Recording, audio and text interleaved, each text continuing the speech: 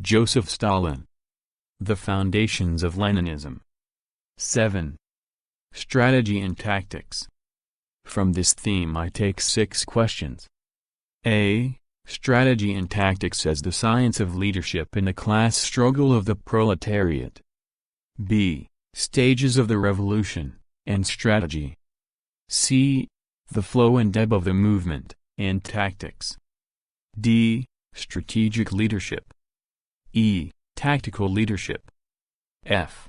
Reformism and revolutionism.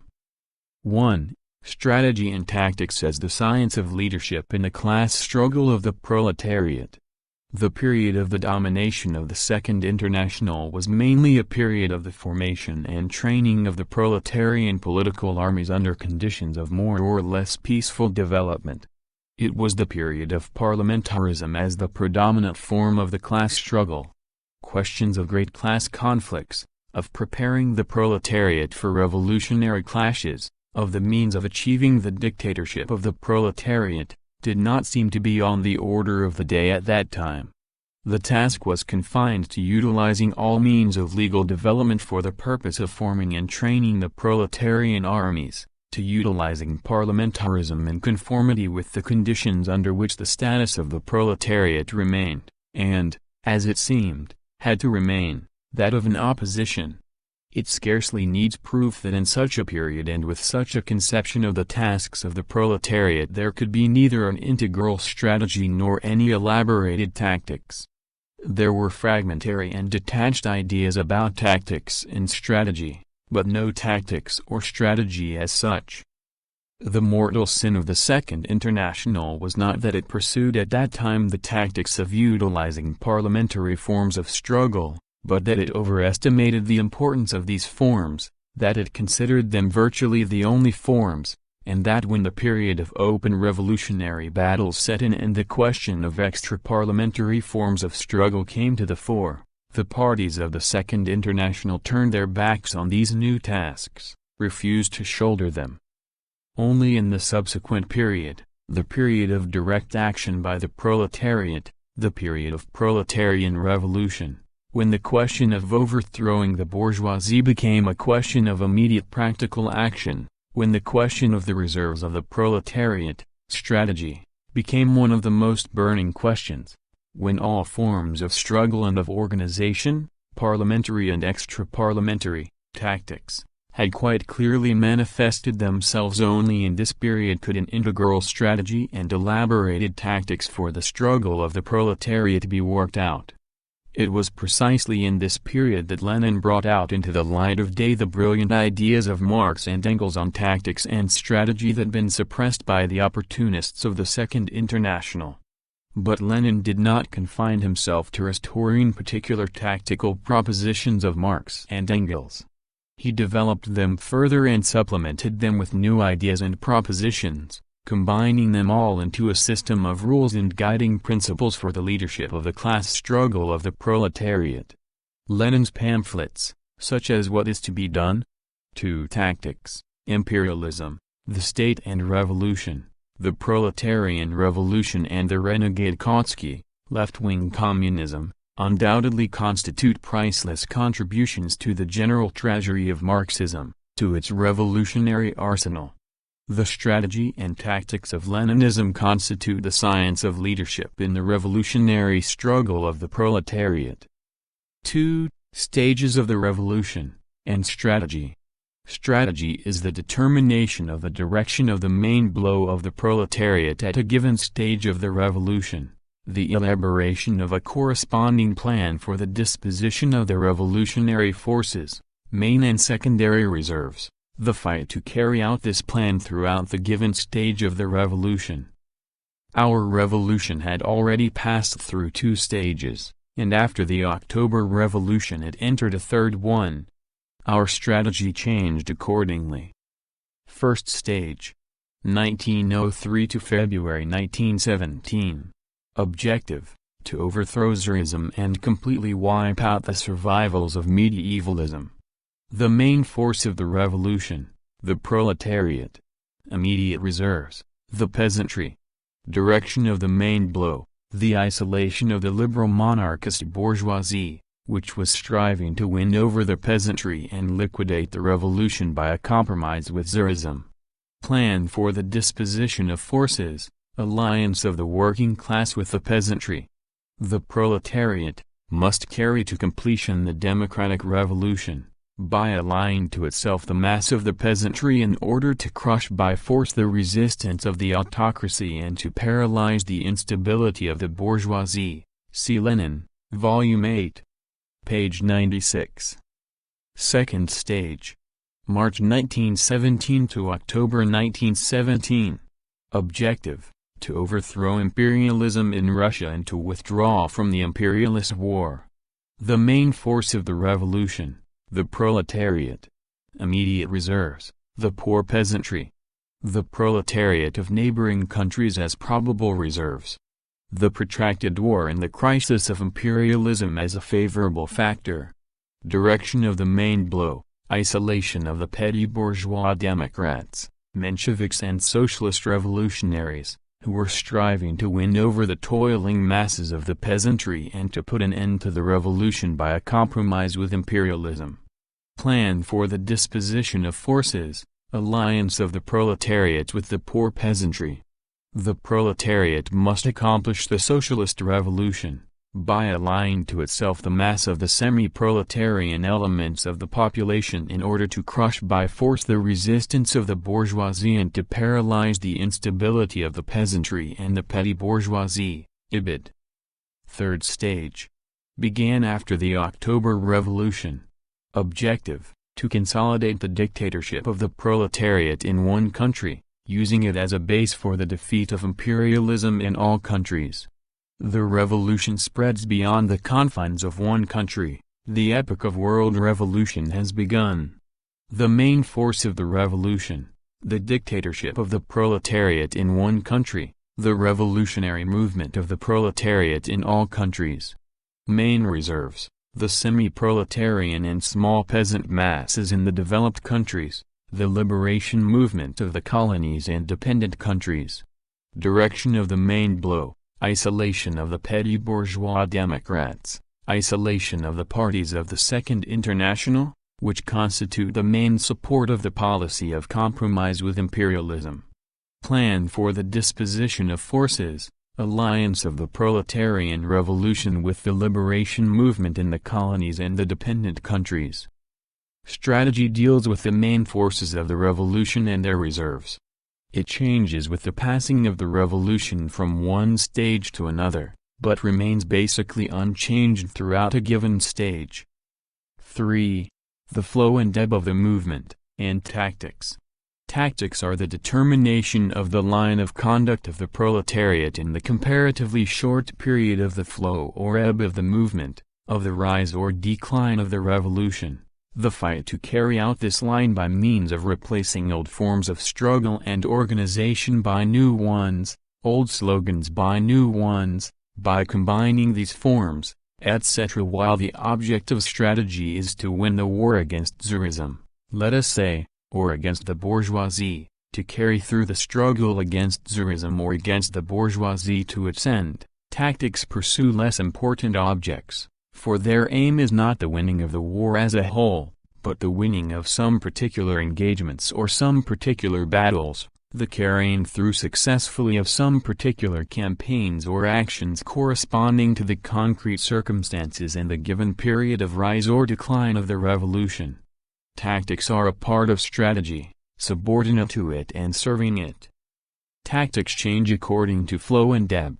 While the strategic plan remained unchanged during the first stage of the revolution, 1903 to February 1917, tactics changed several times during that period. In the period from 1903 to 1905 the party pursued offensive tactics, for the tide of the revolution was rising, the movement was on the upgrade, and tactics had to proceed from this fact. Accordingly, the forms of struggle were revolutionary, corresponding to the requirements of the rising tide of the revolution. Local political strikes, political demonstrations, the general political strike, boycott of the Duma, uprising, revolutionary fighting slogans. Such were the successive forms of the struggle during that period. These changes in the forms of struggle were accomplished by corresponding changes in the forms of organization.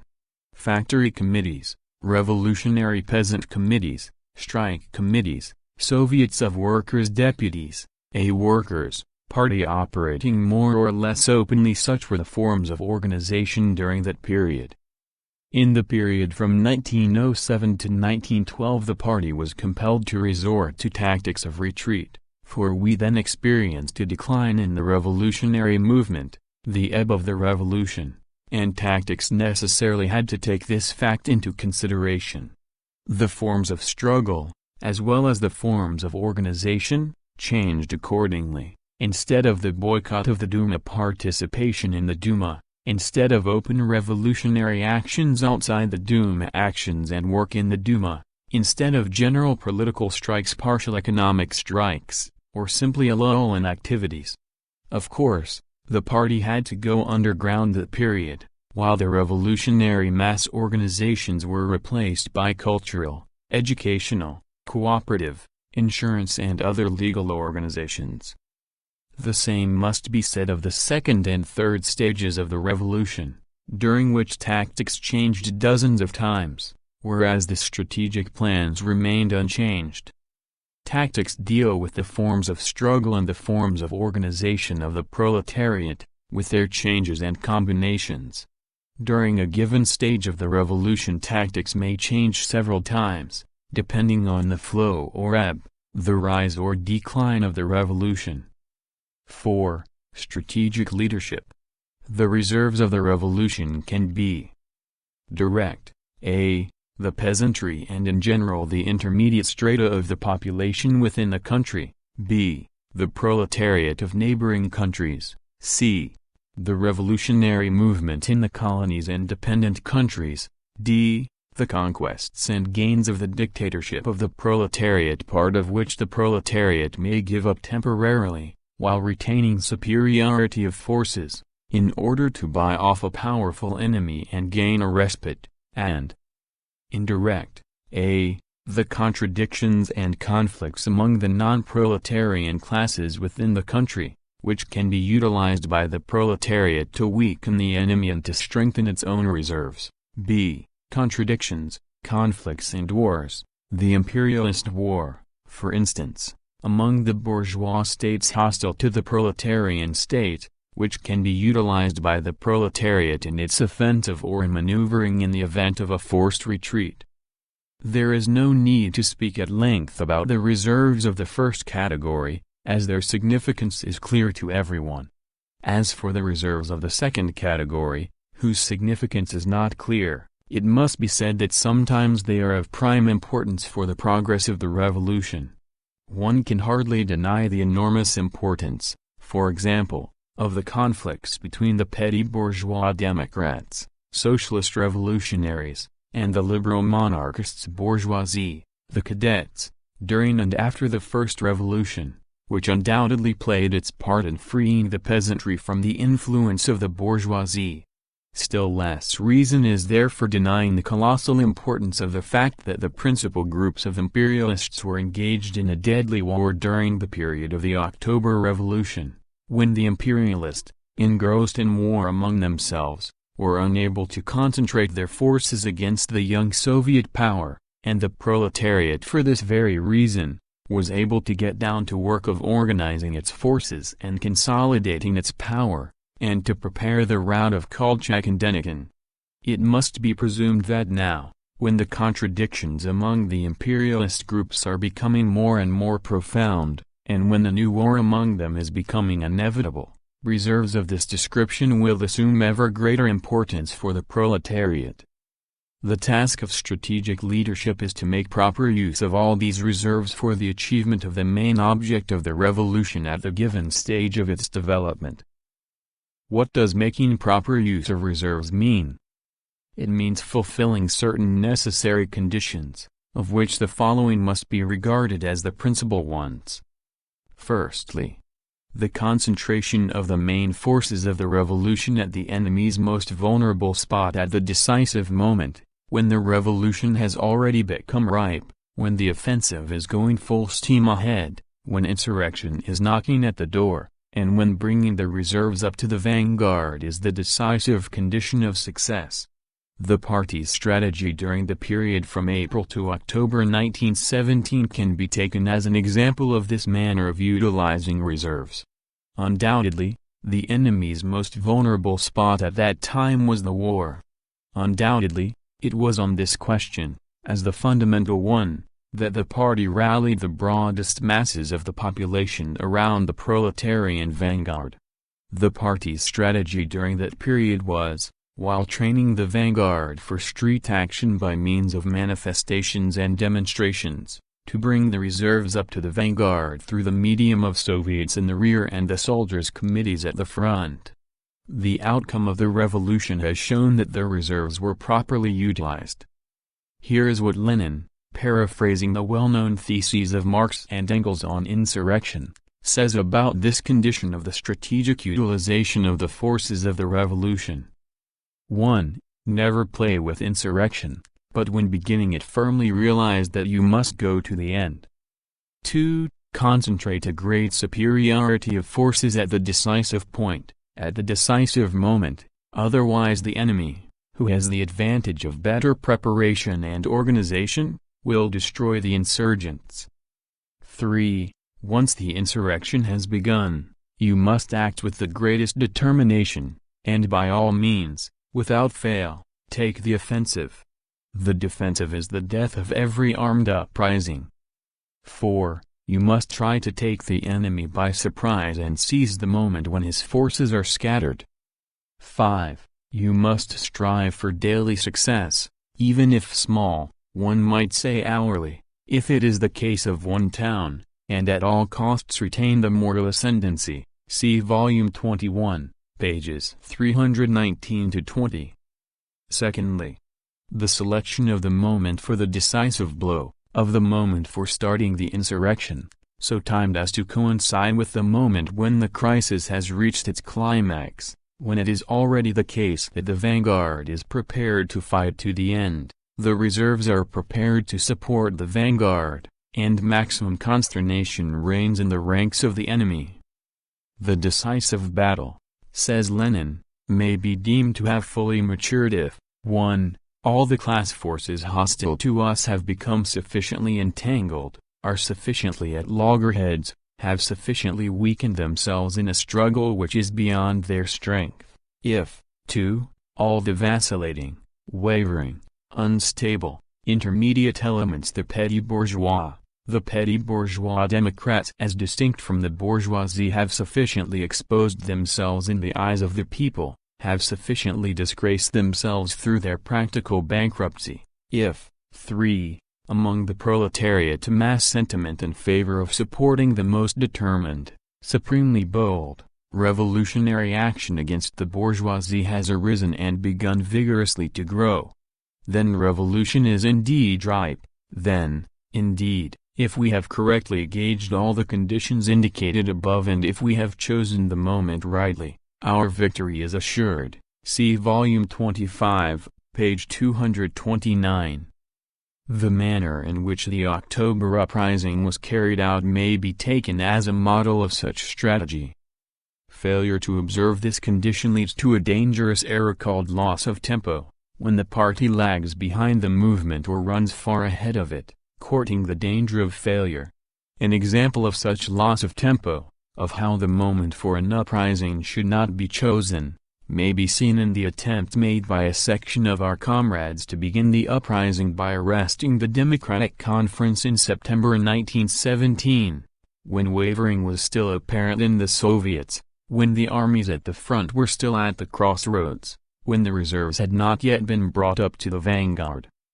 Thirdly, undeviating pursuit of the course adopted, no matter what difficulties and complications are encountered on the road towards the goal. This is necessary in order that the vanguard may not lose sight of the main goal of the struggle and that the masses may not stray from the road while marching towards that goal and striving to rally around the vanguard. Failure to observe this condition leads to a grave error, well known to sailors as losing one's bearing. As an example of this losing one's bearings, we may take the erroneous conduct of our party when, immediately after the Democratic Conference, it adopted a resolution to participate in the pre-parliament. For the moment the party, as it were, forgot that the pre-parliament was an attempt of the bourgeoisie to switch the country from the path of the Soviets to the path of bourgeois parliamentarism, that the party's participation in such a body might result in mixing everything up and confusing the workers and peasants, who were waging a revolutionary struggle under the slogan, "All power to the Soviets." This mistake was rectified by the withdrawal of the Bolsheviks from the pre-parliament. Fourthly, maneuvering the reserves with a view to effecting a proper retreat when the enemy is strong, when retreat is inevitable, when to accept battle forced upon us by the enemy is obviously disadvantageous, when, with a given relation of forces, retreat becomes the only way to escape a blow against the vanguard and to retain the reserves for the latter. The revolutionary parties, says Lenin, must complete their education. They have learned to attack. Now they have to realize that this knowledge must be supplemented with the knowledge how to retreat properly. They have to realize it. The revolutionary class is taught to realize it by its own bitter experience that victory is impossible unless they have learned both how to attack and how to retreat properly. See Volume 25, page 177. The object of this strategy is to gain time to disrupt the enemy, and to accumulate forces in order to later assume the offensive. The signing of the Brest Peace may be taken as a model of this strategy, for it enabled the party to gain time, to take advantage of the conflicts in the camp of the imperialists, to disrupt the forces of the enemy, to retain the support of the peasantry, and to accumulate forces in preparation for the offensive against Kolchak and Denikin. In concluding a separate peace, said Lenin at that time, we free ourselves as much as it is possible at the present moment from both warring imperialist groups, we take advantage of their mutual enmity and warfare, which hinder them from making a deal against us, and for a certain period have our hands free to advance and to consolidate the socialist revolution. See Volume 22, page 198. Now even the biggest fool, said Lenin 3 years after the Brest Peace, can see that the Brest Peace was a concession that strengthened us and broke up the forces of international imperialism. See Volume 27, page 7. Such are the principal conditions which ensure correct strategic leadership. 5. Tactical leadership. Tactical leadership is a part of strategic leadership, subordinated to the tasks and the requirements of the latter. The task of tactical leadership is to master all forms of struggle and organization of the proletariat and to ensure that they are used properly so as to achieve, with the given relations of forces, the maximum results necessary to prepare for strategic success. What is meant by making proper use of the forms of struggle and organization of the proletariat? It means fulfilling certain necessary conditions, of which the following must be regarded as the principal ones. Firstly, to put in the forefront precisely those forms of struggle and organization which are best suited to the conditions prevailing during the flow or ebb of the movement at a given moment, and which therefore can facilitate and ensure the bringing of the masses to the revolutionary positions, the bringing of the millions to the revolutionary front, and their disposition at the revolutionary front. The point here is not that the vanguard should realize the impossibility of preserving the old regime and the inevitability of its overthrow. The point is that the masses, the millions, should understand this inevitability and display their readiness to support the vanguard. But the masses can understand this only from their own experience. The task is to enable the vast masses to realize from their own experience the inevitability of the overthrow of the old regime, to promote such methods of struggle and forms of organizations as will make it easier for the masses to realize from experience the correctness of the revolutionary slogans. The vanguard would have become detached from the working class, and the working class would have lost contact with the masses, If the party had not decided as the time to participate in the Duma, if it had not decided to concentrate its forces on work in the Duma and to develop a struggle on the basis of this work, in order to make it easier for the masses to realize from their own experience the futility of the Duma, the falsity of the promises of the cadets, the impossibility of compromise with Tsarism, and the inevitability of an alliance between the peasantry and the working class. Had the masses not gained their experience during the period of the Duma, the exposure of the cadets and the hegemony of the proletariat would have been impossible. The danger of the Otsilvist tactics was that they threatened to detach the vanguard from the millions of its reserves. The party would have become detached from the working class, and the working class would have lost its influence among the broad masses of the peasants and soldiers, if the proletariat had followed the left communists, who called for an uprising in April 1917. When the Mensheviks and socialist revolutionaries had not yet exposed themselves as advocates of war and imperialism, when the masses had not yet realized from their own experience the falsity of speeches of the Mensheviks and socialist revolutionaries about peace, land and freedom. Had the masses not gained this experience during the Kerensky period, the Mensheviks and socialist revolutionaries would not have been isolated and the dictatorship of the proletariat would have been impossible. Therefore, the tactics of patiently explaining the mistakes of the petty bourgeois parties and of open struggle in the Soviets were the only correct tactics. The danger of the tactics of the left communists was that they threatened to transform the party from the leader of the proletarian revolution into a handful of feudal conspirators with no ground to stand on. Victory cannot be won with the vanguard alone, says Lenin. To throw the vanguard alone into the decisive battle, before the whole class, before the broad masses have taken up a position either of direct support of the vanguard, or at least of benevolent neutrality towards it, would be not merely folly but a crime. And in order that actually the whole class, that actually the broad masses of the working people and those oppressed by capital may take up such a position, propaganda and agitation alone are not enough. For this the masses must have their own political experience. Such is the fundamental law of all great revolutions, now confirmed with astonishing force and vividness not only in Russia but also in Germany.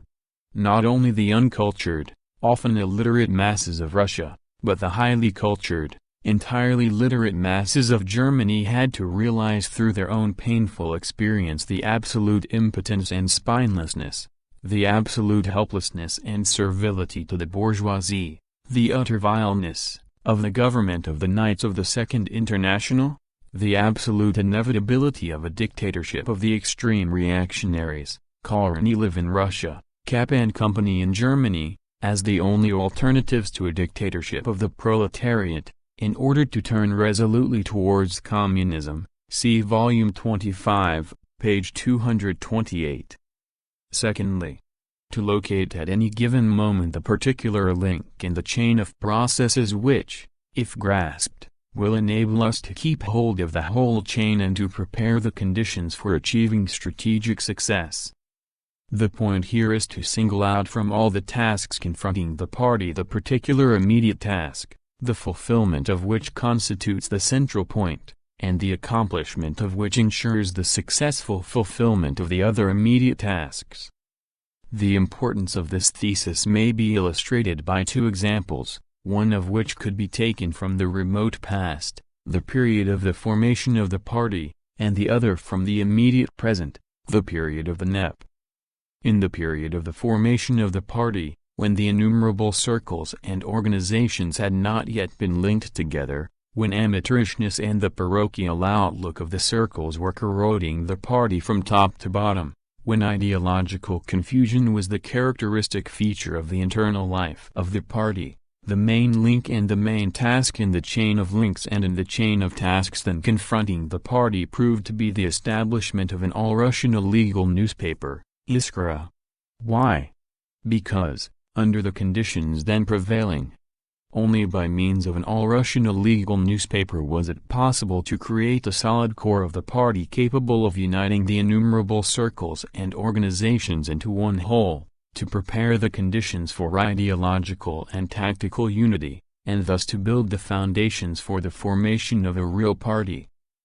During the period of transition from war to economic construction, when industry was vegetating in the grip of disruption and agriculture was suffering from a shortage of urban manufactured goods, when the establishment of a bond between state industry and peasant economy became the fundamental condition for successful socialist construction in that period, it turned out that the main link in the chain of processes, the main task among a number of tasks, was to develop trade.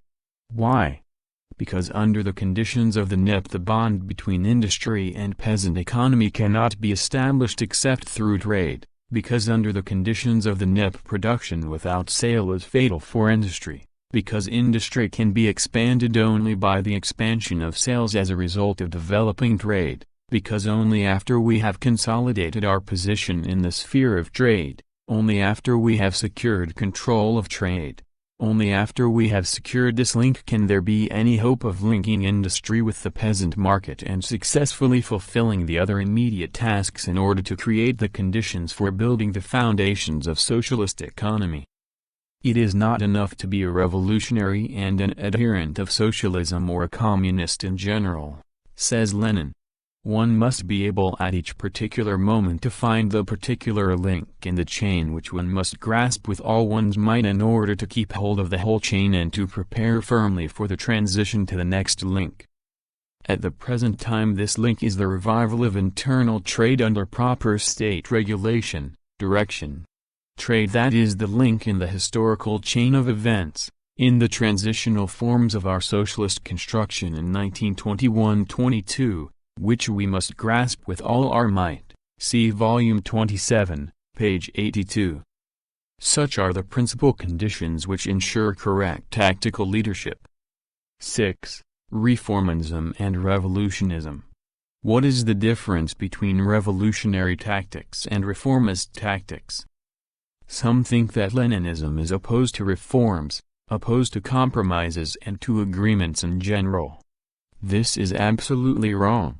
Bolsheviks know as well as anybody else that in a certain sense very little helps, that under certain conditions reforms in general, and compromises and agreements in particular, are necessary and useful. To carry on a war for the overthrow of the international bourgeoisie, says Lenin, a war which is 100 times more difficult, protracted, and complicated than the most stubborn of ordinary wars between states, and to refuse beforehand to maneuver, to utilize the conflict of interests, even though temporary, among one's enemies, to reject agreements and compromises with possible, even though temporary, unstable, vacillating and conditional, allies. Is not this ridiculous in the extreme? Is it not as though, when making a difficult ascent of an unexplored and hitherto inaccessible mountain, we were to refuse beforehand ever to move in zigzags, ever to retrace our steps, ever to abandon the course once selected and to try others? See Volume 25, page 210. Obviously, therefore, it is not a matter of reforms or of compromises and agreements, but of the use people make of reforms and agreements. To a reformist, reforms are everything, while revolutionary work is something incidental, something just to talk about, mere eyewash. That is why, with reformist tactics under the conditions of bourgeois rule, reforms are inevitably transformed into an instrument for strengthening that rule, an instrument for disintegrating the revolution. To a revolutionary, on the contrary, the main thing is revolutionary work and not reforms. To him reforms are a byproduct of the revolution. That is why, with revolutionary tactics under the conditions of bourgeois rule, reforms are naturally transformed into an instrument for strengthening the revolution, and to a strong point for the further development of the revolutionary movement. The revolutionary will accept a reform in order to use it as an aid in combining legal work with illegal work to intensify, under its cover, the illegal work for the revolutionary preparation of the masses for the overthrow of the bourgeoisie. That is the essence of making revolutionary use of reforms and agreements under the conditions of imperialism. The reformist, on the contrary, will accept reforms in order to renounce all illegal work, to thwart the preparation of the masses for the revolution and to rest in the shade of bestowed reforms. That is the essence of reformist tactics. Such is the position in regard to reforms and agreements under the conditions of imperialism. The situation changes somewhat, however, after the overthrow of imperialism, under the dictatorship of the proletariat. Under certain conditions, in a certain situation, the proletarian power may find itself compelled temporarily to leave the path of the revolutionary reconstruction of the existing order of things and to take the path of its gradual transformation, the reformist path, as Lenin says in his well-known article The Importance of Gold. C.V.I. Lenin's work The Importance of Gold Now and After the Complete Victory of Socialism, Works, 4th Russian edition, Volume 33. Pages 85 to 92. The path of flanking movements, of reforms and concessions to the non-proletarian classes in order to disintegrate these classes, to give the revolution a respite, to recuperate one's forces and prepare the conditions for a new offensive. It cannot be denied that in a sense this is a reformist path. But it must be borne in mind that there is a fundamental distinction here, which consists in the fact that in this case the reform emanates from the proletarian power, it strengthens the proletarian power, it procures for it a necessary respite, its purpose is to disintegrate, not the revolution, but the non-proletarian classes. Under such conditions a reform is thus transformed into its opposite. The proletarian power is able to adopt such a policy because, and only because, the sweep of the revolution in the preceding period was great enough and therefore provided a sufficiently wide expanse within which to retreat, substituting for offensive tactics the tactics of temporary retreat, the tactics of flanking movements. Thus, while formerly, under bourgeois rule, reforms were a byproduct of revolution, now under the dictatorship of the proletariat, the source of reforms is the revolutionary gains of the proletariat, the reserves accumulated in the hands of the proletariat consisting of these gains. Only Marxism, says Lenin, has precisely and correctly defined the relation of reforms to revolution. However, Marx was able to see this relation only from one aspect, namely, under the conditions preceding the first to any extant permanent and lasting victory of the proletariat, if only in a single country. Under those conditions, the basis of the proper relations was, reforms are a byproduct of the revolutionary class struggle of the proletariat. After the victory of the proletariat, if only in a single country, something new enters into the relation between reforms and revolution. In principle, it is the same as before, but a change in form takes place, which Marx himself could not foresee, but which can be appreciated only on the basis of the philosophy and politics of Marxism after the victory, while still remaining a byproduct on an international scale. They, that is, reforms, are, in addition, for the country in which victory has been achieved, a necessary and legitimate respite in those cases when, after the utmost exertion of effort, it becomes obvious that sufficient strength is lacking for the revolutionary accomplishment of this or that transition. Victory creates such a reserve of strength that it is possible to hold out even in a forced retreat, to hold out both materially and morally. See Volume 27, pages 84 to 85. End of Chapter 7.